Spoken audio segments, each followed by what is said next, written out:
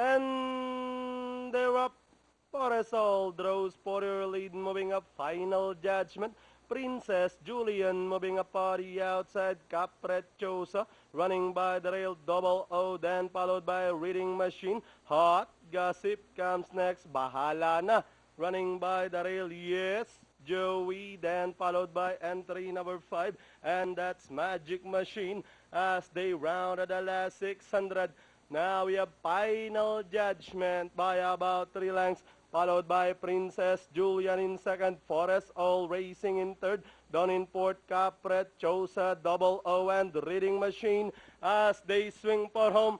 Final Judgment, Princess Julian moving a party outside, Forest All Racing in third, Capricciosa, and down the stretch they come. Final Judgment still leading the field, running on the outside, Princess Julian, Forest All, but it's still Final Judgment, Forest All is on the outside, and finally, Final Judgment, Forest All, then comes Double O. Close between number 11, Princess Julian, and Capricciosa. Yes, Joey, for your